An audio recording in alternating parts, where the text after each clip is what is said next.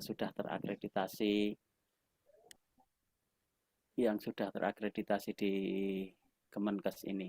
Nah, diantaranya salah satunya ya juga Rumah Sakit Jiwa Daerah Dr. Arif Zainuddin Surakarta ini sudah terakreditasi A sehingga berhak menyelenggarakan berbagai macam pelatihan dan juga kegiatan pengembangan kompetensi lainnya.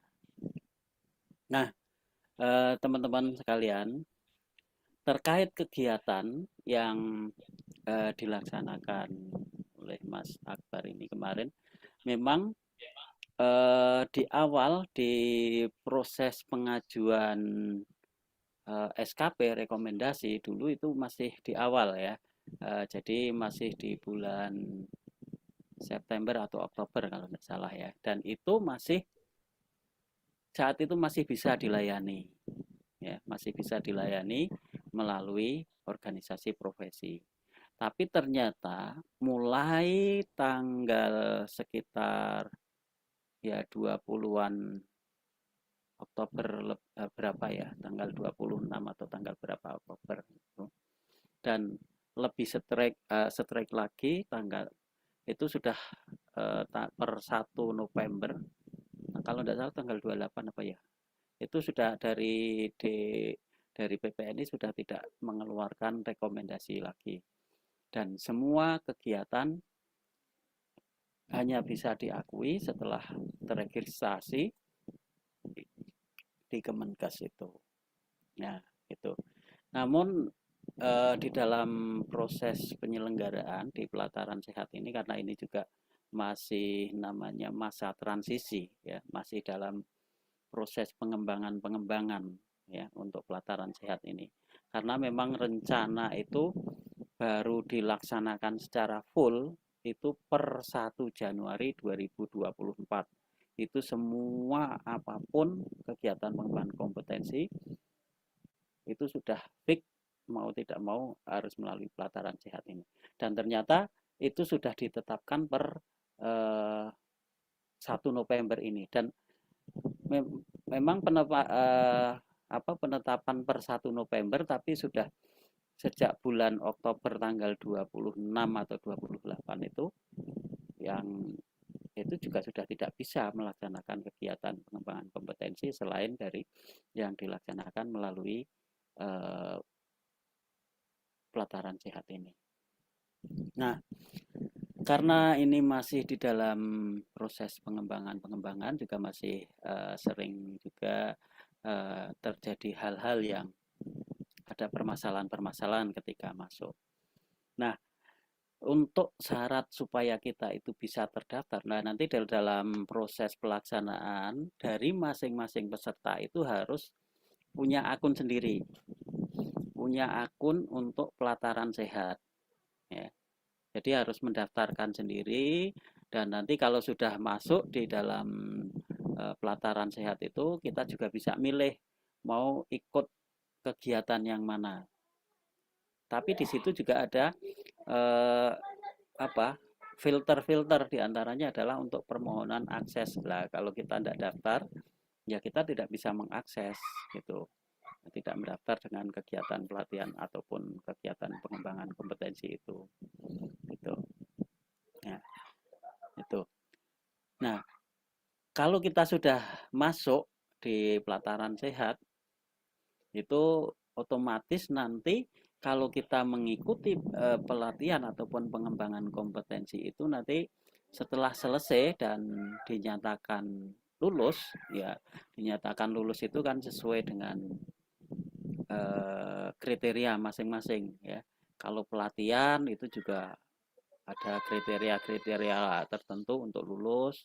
Kemudian kalau pengembangan kompetensi sendiri, workshop, IHT atau webinar itu juga ada kriteria-kriteria tertentu dinyatakan lulusnya. Jadi memang ketika kita mengikuti suatu kegiatan pengembangan kompetensi itu, kita harus benar-benar fokus, harus benar-benar mengikuti dari awal sampai akhir. Kalau kita tidak mengikuti, kemudian tidak ya mungkin tidak melakukan presensi atau apa ya nanti kita tidak jadi dapat sertifikat itu karena sertifikat itu nanti juga yang menentukan itu dari Kemenkes melalui pelataran sehat itu.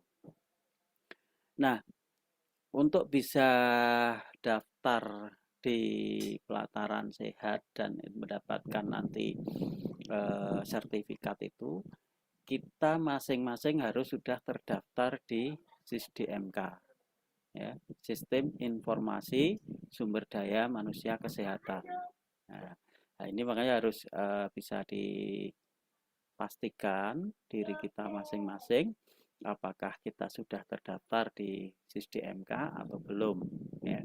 Nah, kalau belum ya bisa segera untuk daftar, ya, ataupun bisa laporan di institusi pelayanan kesehatan masing-masing supaya bisa dimasukkan di dalam SISDMK gitu.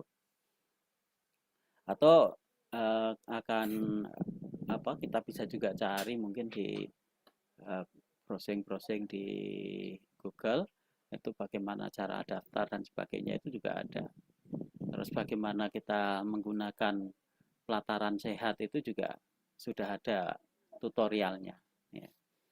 Nah, itu memang ada tutorial dan sebagainya, tapi di lapangan kendala-kendala itu masih sering muncul karena memang ini masih proses pengembangan, ya. Jadi antara November Desember ini masih masa-masa peralihan gitu, ya. Jadi ketika kita daftar, ya kemarin kita coba laksanakan kegiatan, mau calap nanti nong kadi beguk, ya. Ya, ketika kemarin kita coba melaksanakan kegiatan workshop, ya. Kalau pelatihan kita sudah biasa, sudah karena melalui si akpel dulu, ya, kita sudah lancar biasa masuk dan sebagainya kita untuk melaksanakan kegiatan pelatihan. Tapi untuk pengembangan kompetensi ini memang kita harus masuk langsung di pelataran sehatnya ini.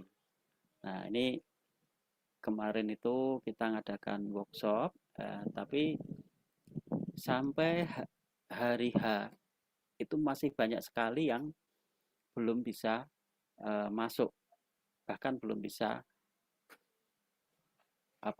login di pelataran sehat itu. Yang diantara kendalanya mungkin karena belum terdaftar di SISDMK, kemudian juga karena ada kendala-kendala teknis di sistemnya sehingga tidak bisa sekali itu langsung masuk, baru tertunda mungkin sampai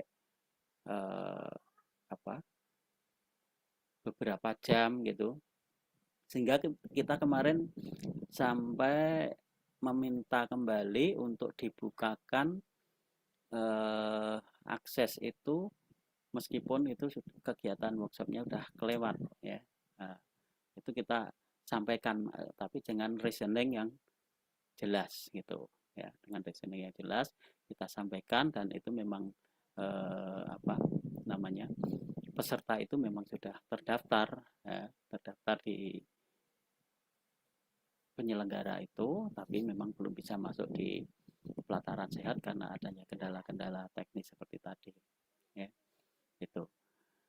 Maka mohon teman-teman, ya, kemarin saya diajak bicara dengan Mas Akbar itu datang ke RSC, gimana saya minta tolong untuk dipastikan dulu semua peserta untuk sudah dipastikan bisa punya akses, artinya sudah terdaftar di SISDMK, kemudian juga sudah punya akun di pelataran sehat itu, sehingga nanti tidak timbul kendala, ya, di dalam proses pelaksanaannya itu.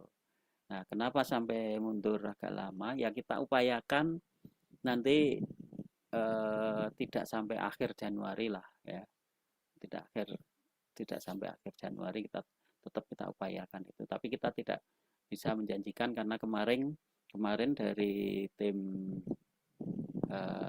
IT, tim yang melaksanakan kegiatan itu juga itu karena masih ada kendala-kendala, di samping juga karena memang kegiatan saat ini sedang full juga untuk kegiatan pelatihan, ya. Tapi untuk pengembangan kompetensi ya, mudah-mudahan nanti kalau memang Januari ini sudah bisa lancar ya, kita upayakan ya mungkin pertengahan lah ya, paling paling cepat ya, pertengahan nanti mudah-mudahan sudah bisa kita laksanakan. Karena memang dari Mas Abi dari Purwacarita sudah mengajukan kerjasama ini. Mungkin begitu Mas Akbar ya yang bisa saya sampaikan. Ya, kurang lebihnya mohon maaf. Assalamualaikum warahmatullahi wabarakatuh. Waalaikumsalam warahmatullahi wabarakatuh, Pak Yuli. Mungkin nanti kita tanya jawab aja nih, Pak Yuli. Langsung begini, Pak Yuli. Kalau itu kan tadi yang peserta harus terdaftar di SDMK. Nah, gimana nih kalau misalkan peserta itu adalah mahasiswa, Pak Yuli? Apakah dia tuh nanti bisa terdaftar nggak, Pak, di SDMK? Nah, untuk yang mahasiswa ini kita sedang konsultasi tapi belum ada jawaban karena memang bagaimana kasus yang kemarin di satu institusi perguruan tinggi ya yang itu banyak mahasiswa ya, mau menyelenggarakan. Nah, itu awalnya dijawab ya sama prosesnya dengan mengikuti di pelataran sehat. Tapi ternyata kenyataannya tidak bisa. Nah, ini makanya kita baru konsultasikan ke Ditmutu di Kemenkes ya. Tapi sampai saat ini belum ada jawaban yang pasti gitu. Nah, ini kita juga masih nunggu untuk jawaban seperti itu. Itu, Mbak. Oke. Berarti untuk kalau dulu tuh kan SKP kita kan dibutuhkan 25 SKP. Berarti tetap saat ini masih dibutuhkan 25 SKP ya, Pak, untuk perawat? Untuk saat ini masih tetap 25 SKP. Cuma nanti SKP-nya itu sudah langsung yang mengeluarkan dari Kemenkes dan ketika dari masing-masing itu nanti ketika dia sudah mendapatkan SKP itu sudah langsung ngeling dengan dinas kesehatan kabupaten kota masing-masing sehingga ketika mau mengajukan SIPP ya maka tinggal dilihat aja di pelataran sehat atas nama itu sudah mencapai berapa SKP itu nanti akan sudah langsung bisa dilihat dan langsung ngeling sehingga dengan pengajuan dari SKP yang didapat itu maka dinas kesehatan kabupaten atau kota akan menerbitkan SIPP-nya gitu. Oke, berarti bukan ngurus sendiri lagi, Pak ya, berarti sudah terlink ya? Ya, untuk SKP-nya. Tapi dalam proses pengajuan SIPP tetap ya ngajukan ke dinas kesehatan kabupaten masing-masing gitu. Untuk seminar ini, Pak, kalau dulu tuh kan kita kan bisa menyelenggarakan di 6 SKP atau ada yang menyelenggarakan sampai dengan 10 SKP. Nah, sekarang di aturan Kemenkes ini untuk SKP-nya berapa, Pak? Jadi untuk penentuan SKP itu nanti dihitung sesuai dengan JPL. Di KTKI. Di aku ya anak rumah serta. Jadi langsung nunggu sampai aturannya berubah Mbak berarti. Bocor, Mbak bocor. berarti kuwi syaratnya scan foto karo scan SDR lama. Urung ngerti mengko ikuti ya bayar ya ora apa-apa. ya, Wis penting pisan. Mas yang nggak berkepentingan Pak Sebentar.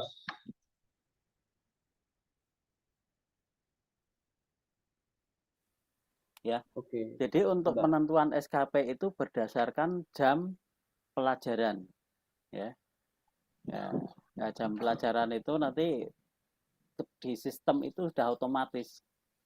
Nah, misalkan workshop saya kemarin ada 20 jam pelajaran ya, karena 2 hari juga. Nah, itu dapatnya 2 SKP gitu. Jadi ketika dia misalkan sehari di bawah 10 jam ya itu otomatis nanti akan dapatnya 1 SKP itu. Nah, kalau pelatihan ya itu bisa 3 SKP, bisa 4 SKP, bisa 5 SKP, tergantung pelatihan yang dijalaninya. Karena kalau pelatihan memang ada itu sudah ada kurikulumnya dan itu sudah ada penghitungan JPL-nya. Ya seperti kemarin kita menyelenggarakan pelatihan IVA ya, deteksi dini kanker leher rahim dan kanker payudara, itu 68 JPL, sehingga mendapatkannya 7 SKS, 7 SKP gitu. Seperti itu. Jadi itu udah nanti yang memverifikasi, yang meregistrasi itu dari Kemenkes, dan itu sudah by system, sehingga sudah otomatis nanti akan dapat berapa SKP-nya itu akan muncul di situ. Karena memang syarat untuk meregistrasikan itu juga banyak yang harus diupload ya, mulai dari narasumbernya ya, CV-nya, CV narasumber ya.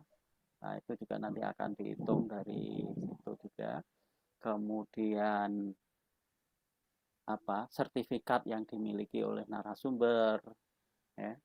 Kemudian rundown acaranya ya, dan sebagainya itu harus diupload di aplikasi tersebut, sehingga dengan diupload itu nanti akan diverifikasi dan nanti akan kalau sudah teregistrasi udah nanti bisa dilihat, nanti itu dilaksanakan diakui berapa jam dan nanti akan mendapatkan berapa SKP, itu udah by system. Berarti dalam artian Pak, kalau dulu kan kita buat satu hari dari jam 8 sampai dengan jam 1 itu bisa dapat 3 SKP. Sekarang kalau sekarang tidak Pak ya, berarti tidak jamnya ya. Ya, tidak begitu, dari Kemenkes tidak seperti itu. Berarti itu tergantung JPL-nya. Yeah. Berarti kalau yang seminar ini disamakan dengan workshop ya Pak? Iya, sama. Iya, sama. Seminar, workshop, IHT ya, VIT kalau itu sama.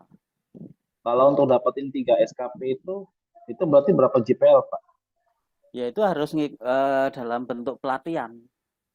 Untuk pelatihan ya? Iya, dalam bentuk, atau workshop juga bisa, tapi harus minimal juga 3 hari, dan itu harus mencapai minimal berapa JPL-nya. Nah, itu saya belum hafal juga itu. Oke, Pak Yuli, ini ada yang mau nanya Pak dari Fajar Sari. Pak mau nanya terkait SINDMK untuk perawat yang tidak bekerja karena resign masuk SINDMK itu bagaimana ya Pak? Saya sendiri belum begitu paham, tapi tentang SINDMK ini, karena memang untuk di masing-masing institusi itu biasanya yang mendaftarkan itu dari institusi, dari bidang SDM masing-masing institusi. Tapi kalau di Google itu saya cari-cari, itu sebenarnya bisa juga kita mendaftarkan sendiri. Nah, itu coba aja nanti bisa daftar aja ya. Nanti mudah-mudahan kalau kita sudah masuk di SISDMK itu kita akan jadi lebih mudah, karena memang di antara fungsi SISDMK ini adalah untuk pemetaan dan juga untuk melihat kondisi ataupun sebaran dari tenaga-tenaga kesehatan ini. Gitu. Oke, terima kasih Pak Yuli. Monggo teman-teman yang ingin bertanya sekitar tentang penelitian SIP atau SDMK atau lain sebagainya, monggo dipersilakan. Bisa dibuka mikrofonnya untuk bertanya.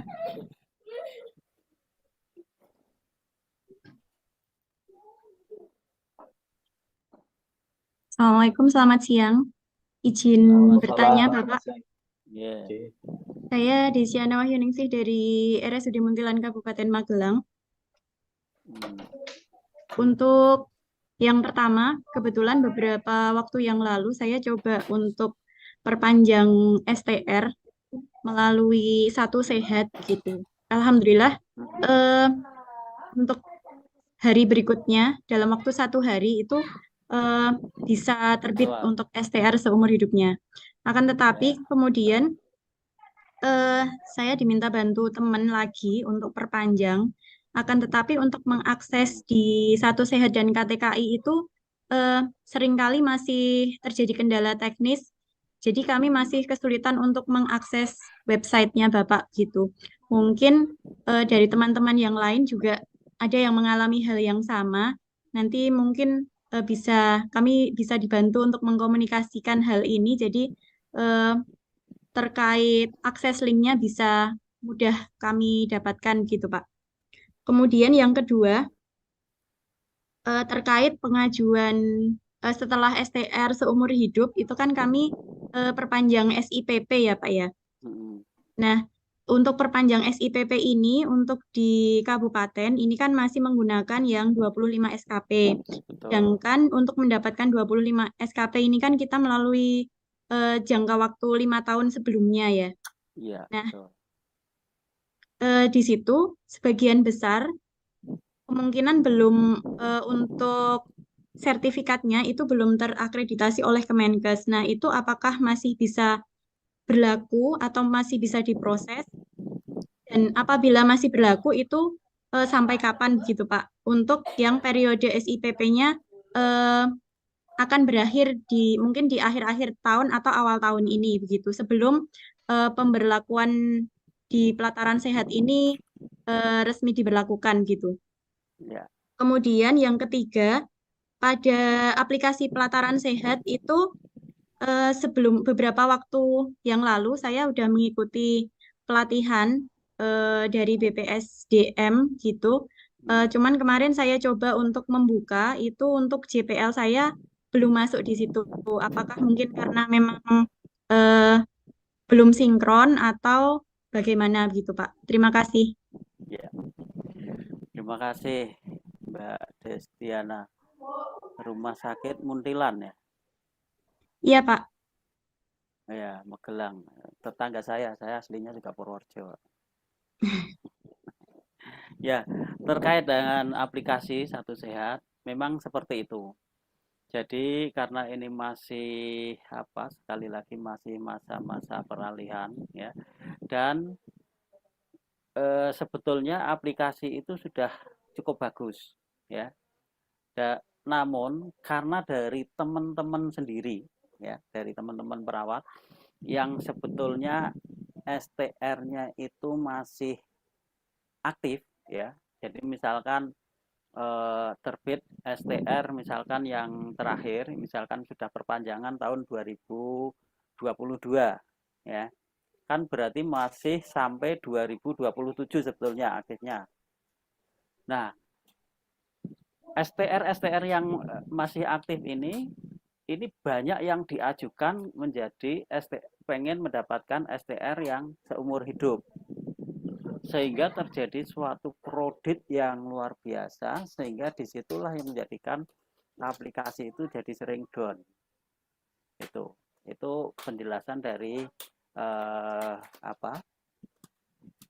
KTKI dari Pak Untung Sujianto selaku anggota konsil dari keperawatan yang kita mintai penjelasan seperti itu. Jadi sistemnya, alurnya itu nanti setelah mendapatkan setelah kita daftar di Satu Sehat itu, nanti Satu Sehat ini akan mengambil data di KTKI. Nah, itu. Jadi karena saking banyaknya akan jadi down. Atau kesulitan itu bisa jadi karena ketidaksesuaian data. Itu yang banyak juga. Jadi data antara di STR dan di data kependudukan itu harus sama persis. Jadi ketika ada misalkan tambahan titik saja atau tambahan misalkan ya saya misalkan Juli gitu. Lah ternyata di KTP ada misalkan ada tertulis H misalkan atau siapalah ya Soekardi H titik Soekardi maksudnya Haji Soekardi padahal di STR itu tidak ada hanya Soekardi gitu aja nah, itu sudah tidak bisa atau misalkan di KTP dituliskan gelarnya juga misalkan Soekardi Eskep nah di STR tidak ada nah itu nanti akan jadi bermasalah. Maka di situ sarannya adalah untuk penyesuaian data melalui kependudukan Dukcapil dulu. Jadi disesuaikan supaya namanya itu benar-benar fix sama ya termasuk ya tempat tanggal lahir dan sebagainya itu sama. Sehingga nanti itu akan bisa masuk dengan mudah. Di samping itu juga mohon mungkin teman-teman yang STR-nya masih aktif ya tunggulah sampai nanti masa aktifnya itu mendekati ED lah itu baru kita ngajukan untuk yang seumur hidup. Saya juga baru terbit tahun 2022 kemarin untuk STR yang perpanjangan. Sampai saat ini saya juga tidak ngajukan untuk yang STR seumur hidup itu. Jadi selama itu masih aktif masih bisa digunakan. Begitu. Ya. Itu yang pertama. Kemudian yang kedua tadi tentang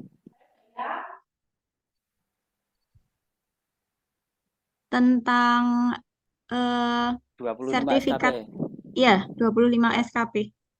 Ya. 25 SKP itu tetap jadi untuk saat ini ya itu kita bisa menggunakan itu 25 SKP yang dari PPN itu kalau kita di web ya itu di web membership PPNI itu kan ada nanti setelah kita ajukan untuk pencapaian 25 SKP sudah diverifikasi itu kan ada keterangannya bisa di-download itu bisa tapi untuk ini bulan apa Desember ya per Desember ini kemungkinan besar itu dari Dinas Kesehatan Kabupaten Kota itu sudah tidak menggunakan lagi untuk 25 SKP itu sementara dari yang untuk rekomendasinya. Untuk rekomendasi ya, tapi untuk capaian 25 SKP itu bisa diambil dari situ kalau memang dibutuhkan. Nah, kalau saat ini belum masuk di pelataran sehat, ya karena memang untuk bisa mendapatkan SKP di pelataran sehat itu kita harus mengikuti pengembangan kompetensi yang sudah teregistrasi di Kemenkes itu. Jadi tidak bisa yang kita sudah dapatkan SKP dulu misalkan tahun kemarin kemudian dimasukkan di pelataran sehat itu untuk dapat 25 SKP itu tidak bisa gitu. Maka untuk mendapatkan 25 SKP itu kemarin kan sudah dengan melalui dari KTEKI itu nanti kan akan mendapatkan ketika kita sudah masuk di satu sehat ya satu sehat nanti akan mengirimkan data ke KTKI di KTKI nanti akan diverifikasi ya setelah verifikasi kembali lagi ke satu sehat 25 SKP itu yang memverifikasi dari KTKI itu dan itu nanti di dalam masa peralihan itu ini mungkin kita sudah langsung diverifikasi gitu. Jadi mumpung masih ada masa peralihan ini mungkin yang STR yang terlambat dan sebagainya segera aja diajukan. Yang sudah ED misalkan justru yang sudah ED itu untuk segera diajukan. Kalau yang masih aktif ya tunggu dulu aja seperti itu. Mungkin baru minggu-minggu inilah mungkin akan turun peraturan dari Dinas Kesehatan Kabupaten Kota masing-masing bahwa kita untuk pengajuan SIPP itu sudah tidak perlu lagi dengan rekomendasi dari OP. Gitu. Jadi tunggu aja, mungkin nanti dicek lagi gitu. Itu Mbak Desiana. Iya, terima kasih Pak. Nah, ini untuk daftar SISDMK ini tadi saya juga cari di Google itu ada tulisan seperti itu ya. Nanti bisa aja cari sendiri silakan. Itu mudah juga langsung. Cara daftar SISDMK itu udah langsung muncul. Nah, kalau belum terdaftar gimana ya, mengontak bagian SDM di fasilitas pelayanan kesehatan masing-masing ya. Jadi kita misalkan bekerja di rumah sakit ya, kita sampaikan di bagian SDM kita, mungkin di kepegawaian atau di bagian mana yang ngurusi SDM kesehatan itu, kita bisa laporkan. Atau ya tadi kalau tidak ya daftar sendiri. Nah, kalau untuk melengkapi namun terdapat kendala ya, itu bisa memilih ini tadi ya, dengan milih menu lainnya di daftar akun dan melengkapi data yang diminta. Jadi daftar sendiri tadi. Gitu mungkin. Ada lagi silakan.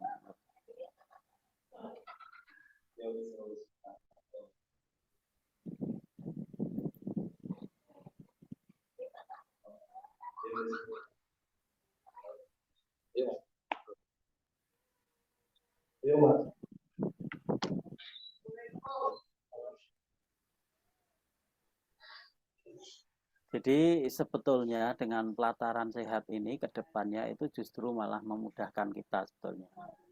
Gitu, ya. Cuman kita di awal mungkin kita harus daftar dulu, login dan sebagainya. Nah, nanti kalau sudah kita tinggal login, kita pengen ikut pelatihan ataupun ya kegiatan pengembangan kompetensi yang mana, ya tinggal ikuti aja. Nanti terus ada permintaan akses, nanti kalau sudah disetujui ya kita sudah tinggal mengikuti aja gitu. Itu Mas Akbar, cukup? Oke, Bapak. Oke, sudah jelas semua. Mungkin ada pertanyaan tadi. Oh ya, ini Pak, yang tadi ada pertanyaan, kalau misalkan sudah daftar di SDMK, kita harus membuat akun apa lagi, dan kemudian cara membuat akunnya gimana? Tinggal itu masuk di Pelataran sehat. di pelataran sehat itu. Ya, itu ada juga tutorialnya. Sebentar saya tunjukkan tutorialnya untuk yang pelataran sehat juga. Itu bisa di YouTube juga, taruh di YouTube ada. Oh iya, pokoknya datang. Namanya? Iya. Belum lagi. Belum lagi ya.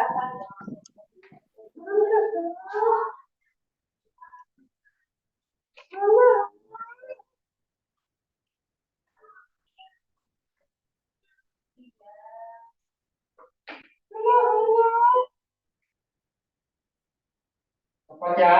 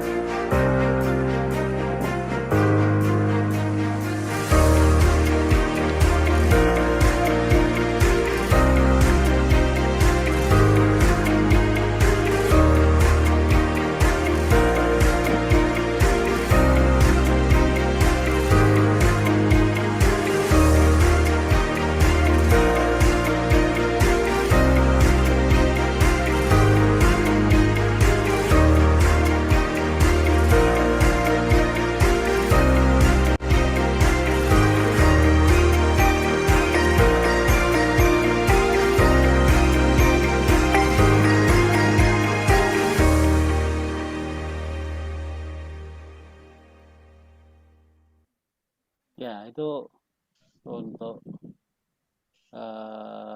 tutorial, untuk peserta. Nah, untuk admin ada sendiri lagi. Ya. Jadi untuk institusi-institusi penyelenggara pelatihan ini juga ada admin yang nanti akan mengakses dari permintaan akses dari peserta, ya itu. Jadi kalau tidak diakses, ya tidak akan bisa ikut juga, gitu. Nah setelah ikut nanti ada beberapa evaluasi, tadi ada kuis, ada apa nanti. Nah itu kalau sudah nanti ya tinggal nunggu sertifikatnya diterbitkan dan tinggal ngunduh untuk sertifikatnya, gitu. Oke. Ini satu penanya lagi Pak Yuli, habis itu kita bisa closing untuk tadi misalkan sudah pernah nyoba daftar di SMK, tapi harus memasukkan tempat bekerja. Semisal tidak bekerja lagi, bagaimana Pak?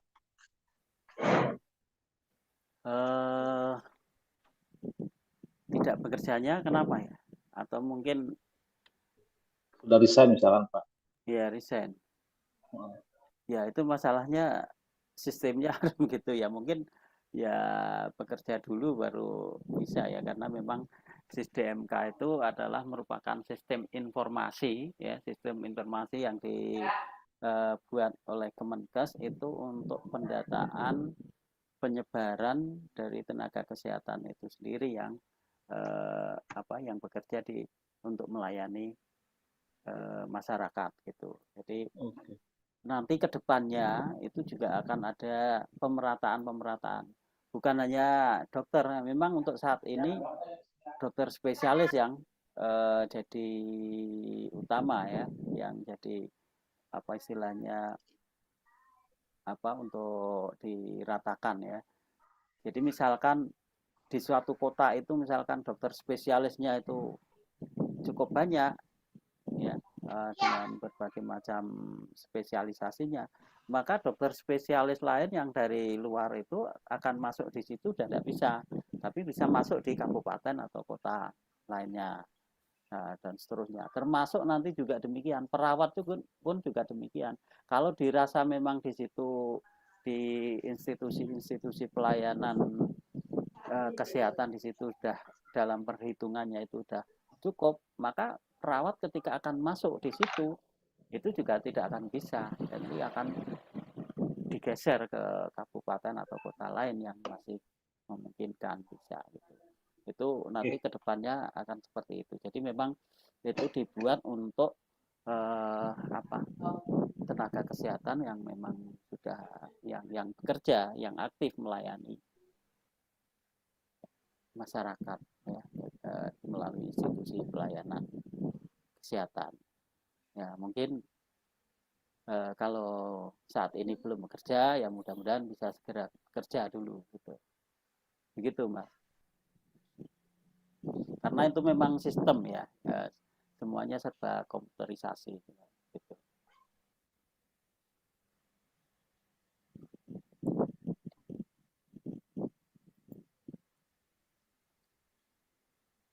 Oke, Pak Yuli. Kalau berarti kalau misalkan diisinya pakai misalkan tempat kerja asal dia yang kemarin nggak bisa ya Pak? Ya dicoba aja. Saya malah belum begitu paham untuk itu ya, untuk SDMK itu. Ada pertanyaan lagi. Ya, ada pertanyaan karena lagi. Memang SDMK itu tujuannya itu untuk jadi sistem informasi bagi tenaga kesehatan itu. Gimana? Ini ada pertanyaan lagi Pak. Misalkan di pelatanan sehat sudah pilih pembelajaran, ketika minta akses sudah 2 hari tapi masih tertulis menunggu verifikasi. Apa memang lama ya Pak ya? Sebetulnya ya itu tadi. Jadi ketika kita misalkan ya, saya daftar pengembangan kompetensi untuk mengikuti seminarnya dari Purwacarita ini. Ya. Nah, kan sudah terdaftar di di Purwacarita ya. Nah, admin itu harus sudah tahu nama-nama yang sudah daftar itu siapa, nanti akan diakses satu persatu gitu ya. Nah, ketika kita belum daftar ya, belum daftar pada penyelenggaranya, ya kita tidak akan diakses, permintaan akses itu tidak diberikan, kecuali untuk kegiatan-kegiatan yang memang itu dari Kemenkes yang dilaksanakan untuk seluruh SDM, untuk seluruh SDMK itu biasanya terbuka gitu. Tapi untuk kegiatan-kegiatan yang tertutup itu ya harus ada namanya harus sudah terdaftar di adminnya itu untuk yang memberikan aksesnya itu. Begitu. Oke. Pak Yuli, ini untuk yang praktik mandiri tetapi tidak kerja di instansi lain, gimana ya Pak? Nah, itu mungkin bisa saja diisi praktek mandiri gitu ya, termasuk yang tidak bekerja itu tadi juga mungkin bisa gitu. Jadi istilahnya dia nanti daftar di DMK itu secara mandiri gitu.